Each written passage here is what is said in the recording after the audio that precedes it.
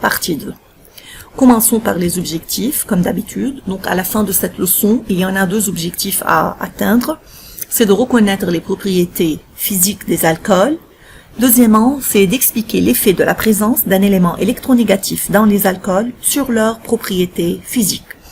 Commençons tout d'abord par un rappel de la leçon précédente, partie 1. On connaît bien que les monoalcools sont des alcools ayant un seul groupe hydroxyle, et on connaît que la formule générale d'un alcool, plutôt d'un monoalcool, est soit ROH, qui est la forme générale et qui s'applique à tous les monoalcools, soit CnH2n plus 1OH ou CnH2n plus O, qui est pour les alcools ayant des chaînes carbonées non cycliques et saturées. Maintenant, commençons par le premier objectif de notre leçon, qui est à propos des propriétés physiques des alcools. Parmi les propriétés physiques, on étudiera la masse volumique et le point d'ébullition. On se limite donc à la masse volumique et au point d'ébullition.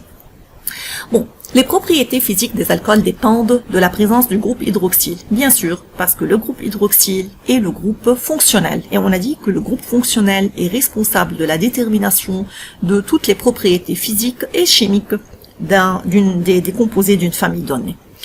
Donc, pour les masses volumiques des alcools, les masses volumiques des différents alcools dans le monde sont mesurées par les scientifiques et ils sont trouvés qu'ils ont en général des valeurs numériques aux alentours de 0,79 grammes par centimètre cube ou bien grammes par millilitre.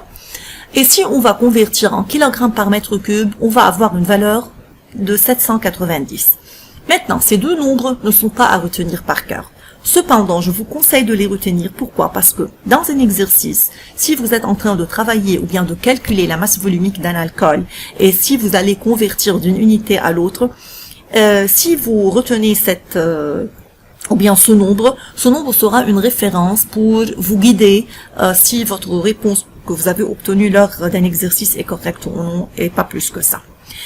Maintenant, pour le point d'ébullition, il y a une vérité en chimie qui dit la suivante. Comme la masse molaire d'une molécule augmente, le point d'ébullition de cette molécule augmente.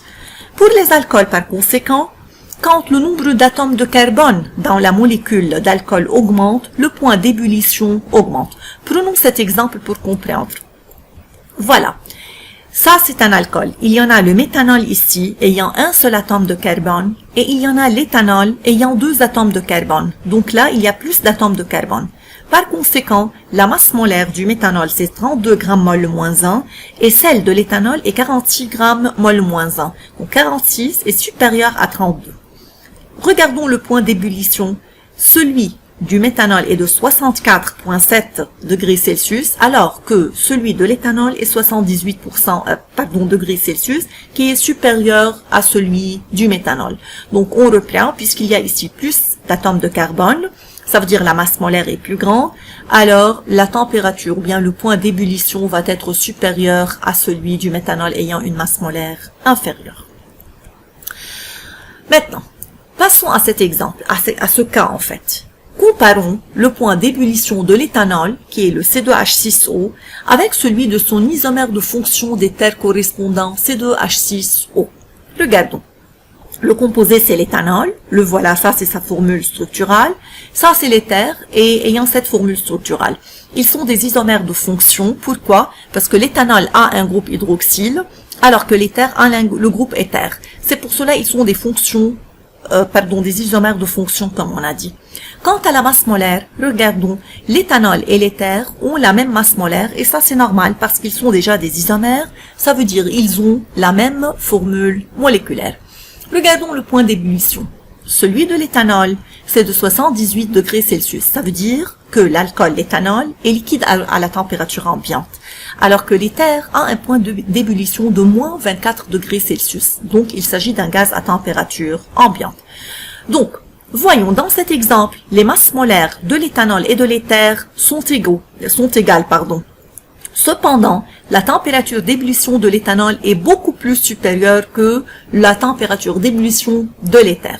Comment peut-on expliquer ce résultat? En fait, d'après ce qu'on a dit dans le diapositive précédent, que la température d'ébullition augmente avec la masse molaire. Dans notre cas-là, la masse molaire ou bien les masses molaires sont égales.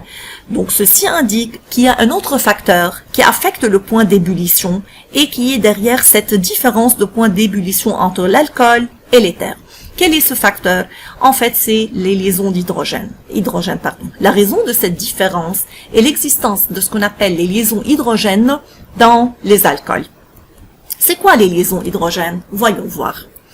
Comme déjà mentionné, les propriétés physiques des alcools dépendent de la présence du groupe hydroxyle.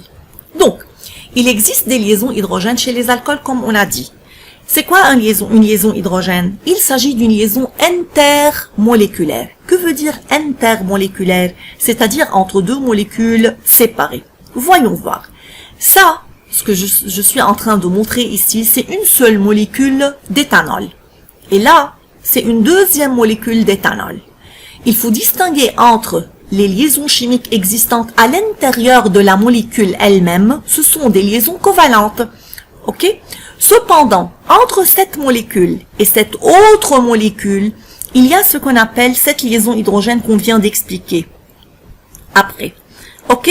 Donc, c'est une liaison qui est entre deux molécules séparées et c'est pour cela qu'on a dit qu'il s'agit d'une liaison intermoléculaire. Comment la liaison hydrogène est créée? Ça, c'est un autre exemple entre le méthanol. Voilà, ça, c'est une molécule. Ça, c'est une deuxième molécule. Et ça, c'est une troisième molécule. Donc, les liaisons hydrogènes qui sont en pointillé ici sont des liaisons, comme je viens de reprendre, intermoléculaires entre deux molécules ou bien trois molécules qui sont, je viens de reprendre, séparées. Bon, comment une liaison hydrogène se forme? En fait, l'élément oxygène O dans le groupe hydroxyle est hautement électronégatif. Que veut dire électronégatif? Électronégatif, ça veut dire qu'il a une haute tendance à attirer les électrons vers lui. Okay? Cependant, l'électronégativité de l'hydrogène qui est toujours dans le groupe hydroxyle avec l'oxygène est très faible. Donc, les électrons qui sont là, mis en commun dans la liaison covalente simple, qui sont là, comme je viens de dire, sont plus attirés vers l'oxygène que vers l'hydrogène.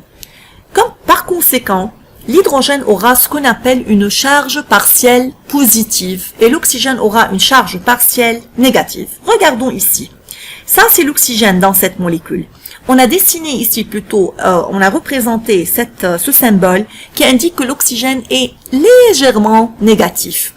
Pourquoi c'est une charge partielle? Parce qu'on ne peut pas dire une charge totale. Une charge totale veut dire que l'électron qui est là est totalement transféré vers l'oxygène. Or ça se passe dans le cas d'une liaison ionique et non pas dans le cas d'une liaison covalente. Donc, comme je viens de dire, ça c'est une charge partielle, presque négative, car les électrons sont plus attirés vers l'oxygène que vers l'hydrogène. Et par conséquent, l'hydrogène aura ici une charge partielle positive. De même là. Donc, par conséquent, physiquement, qu'est-ce qui se passe entre la charge partielle positive de l'hydrogène dans une molécule et la charge négative de l'oxygène dans une autre molécule? Il va y avoir une force électrostatique qui va être créée. Cette force est appelée tout simplement la liaison hydrogène et elle est représentée ici par cette ligne pointillée. Je reprends, la liaison hydrogène est une liaison intermoléculaire, c'est une liaison faible parce que c'est une liaison entre des charges partielles et non pas des charges totales. Et cette liaison d'hydrogène est la conséquence de le haut point d'ébullition des alcools. Car quand on chauffe un alcool, il faut casser les liaisons d'hydrogène qui sont entre les molécules d'alcool. Donc, en résumé, qu'est-ce que vous allez retenir? Que les masses volumiques des alcools sont en général aux alentours de 0,79 grammes par centimètre cube. Vous allez retenir que quand le nombre d'atomes de carbone dans la molécule d'alcool augmente, le point d'ébullition augmente. Et finalement, vous allez retenir qu'il existe des liaisons hydrogènes chez les alcools qui mènent à leur point d'ébullition élevé.